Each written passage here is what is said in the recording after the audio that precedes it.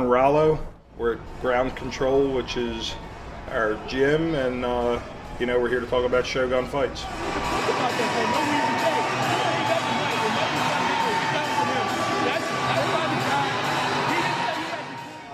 It's new to Maryland.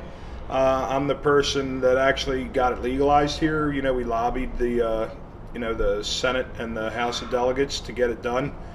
The law was passed in 2008, and we were not able to really put an event on until October of 2009, because once the law was ratified, the rules and regulations also had to be ratified. So the reason we had to get a new law put into place was there wasn't a law actually banning mixed martial arts, but the way the law was written in the state of Maryland, you could wrestle, you could kickbox, or you could box. The state of Maryland was allowed to regulate those three sports. So the verbiage had to be modified to include mixed martial arts so that the State Athletic Commission could also regulate mixed martial arts. So that's kind of where we went with it. I went to the Athletic Commission, asked them what they would need to do, or what I would need to do to make them happy that they felt they could regulate the sport safely. Then from there, we got hooked up. My uncle works for the state government, so we talked to him. He put me in touch with a lawyer, Mr. Ed Hitchcock, that worked for Gordon and Feinblatt is the name of the law firm. Mr. Hitchcock and Tim Perry were the two lobbyists that we used. They got Senator Joan Carter Conway to come to our old gym. She came, liked what she saw, thought that it was good. She backed our bill, so she sponsored the bill on the Senate side. Delegate Kirill Resnick from Montgomery County, he actually heard a commercial that was on the radio. They were doing a cover story on me on Fox 45. He had his assistant kind of hunt me down and ask how he could help out, so he sponsored a bill on the House side. And we put two through, hoping that one would get through and the law would be changed. They both made it through. So I believe it was in May is when they did the bill signing. I was invited to go to that, and then again, October of 2009 is when we actually were allowed to put on the first show. My background here was I've been training, since the late 90s, like 97 or so, 98. Honestly, I kind of started like most people from that era. You watched the UFC, saw Royce Gracie. He won like the first 3 or 4 shows. I kind of wanted to know what he knew. I've sought out a jiu-jitsu instructor, met a guy named Mark Finley. I went and competed in a tournament that he was reffing actually, and won the tournament without any training. And he asked where I trained, and I told him I don't. So met with him. We got together. A few months later, wound up with Renzo Gracie. I met him in New York, and the rest is kind of history after that. It's a lot of work, help from a lot of people.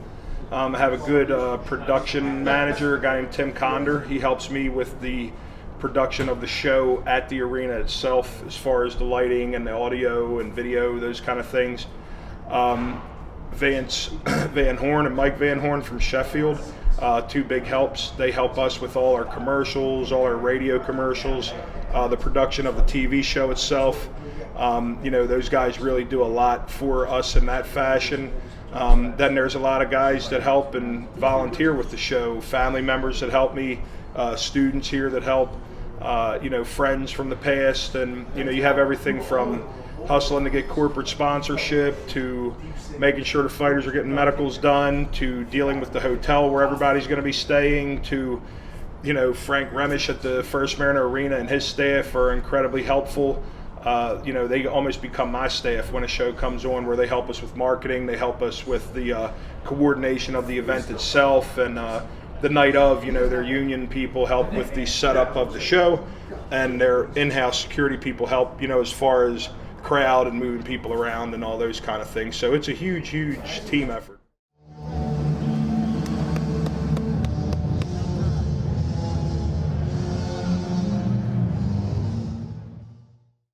My advice to them is to find a reputable gym, with reputable instructors. Cross-train. Don't pick one discipline. Don't just be a boxer. Don't just be a wrestler. But get yourself cross-trained. And as your ground skills get better and your striking skills get better, you're going to become, the way the progress here is, you go from almost grappling tournaments and amateur boxing stuff to where then you become one of the sparring partners for guys that are currently fighting, and you may be in there for a couple minutes in a round on a guy who is fighting. And if you start to do well in those sessions, then you get elevated to an amateur status. And if you have success as an amateur, then you'll be elevated to a professional status. So somebody coming in off the street, I'd say you could get in a ring amateur mixed martial arts wise within a couple years if you're in here really putting it, your time in.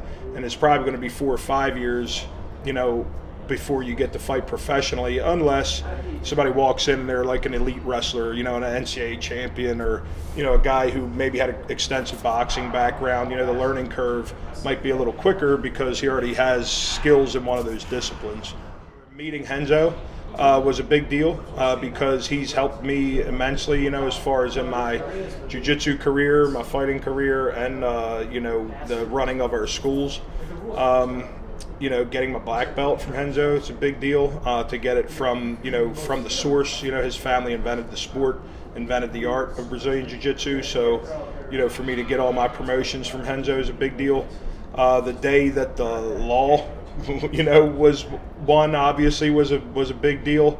And I would say the night of the first show. I mean, they're all great, but to see the first one really come together and to have it be successful, obviously was a huge moment. Man, the sport's the fastest growing sport in the world, so I don't expect that it's just going to continue to grow at this wildfire fashion, but I think that it's going to continue to grow, and I think within the next 10 years, it's already kind of replacing boxing, but I really believe like boxing is going to be on the wayside, and mixed martial arts is where it's going to be, because kids that are growing up today are trying to emulate Randy Couture, trying to emulate John Jones or George St. Pierre. Nobody's asking to be Vladimir Klitschko anymore. So, I just think that as the sport becomes more mainstream, that's where the youth is going to move to.